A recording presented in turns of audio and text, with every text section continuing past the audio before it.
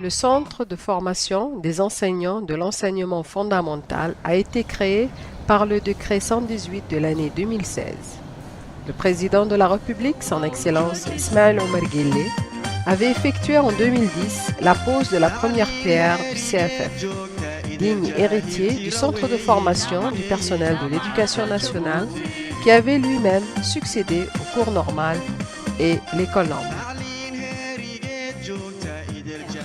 Du Centre de formation des enseignants de l'enseignement fondamental, organe par excellence de la formation du ministère, est une mission de formation. Ces missions de formation sont organisées de manière régulière au sein du centre de formation. Les différents publics concernés sont les différents acteurs du ministère, en particulier les enseignants, tout niveau d'enseignement confondu, les conseillers pédagogiques, les chefs d'établissement, les personnels de vie scolaire, tous ceux qui de près ou de loin contribuent aux apprentissages dans les classes, au pilotage des établissements et à la réussite, somme toute, dans les apprentissages de nos élèves. Nous accompagnons bien sûr la politique éducative du ministère de ces dernières années, qui met en exergue l'utilisation des TIS dans les enseignements apprentissages. Dans les formations, il y a eu aussi cette part de TIS.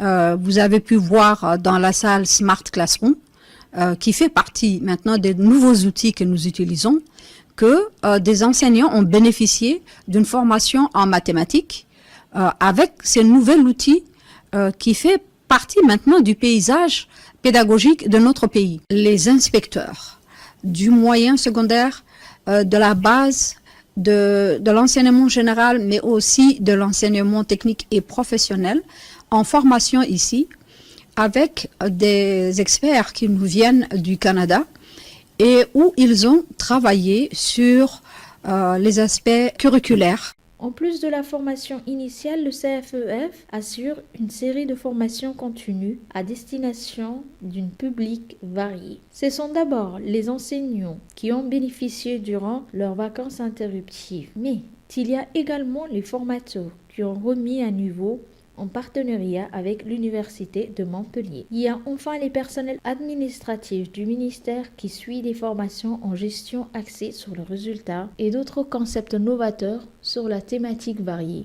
En outre, le CFEF a innové dans le domaine de la formation au TIS et mis en place le téléformation pour les enseignants des régions afin de centraliser la formation continue. Le CFEF a été ainsi pensé comme un instrument privilégié de la mise en œuvre efficace et efficiente de la politique du ministère en matière de formation initiale et continue.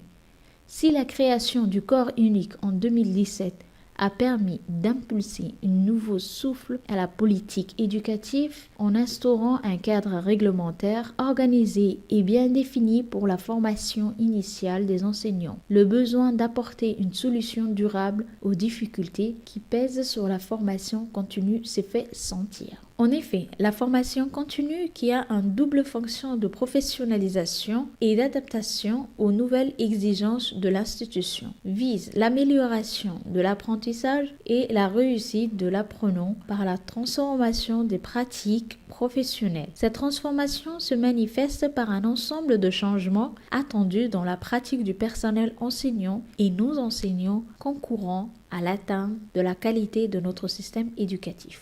Forte de ce constat, le ministère de l'Éducation nationale et de la formation professionnelle engage une réflexion nationale sur la politique de formation continue de ses personnels. Ainsi, un atelier de réflexion sera organisé pour pouvoir apporter des réponses définitives à quelques questions comme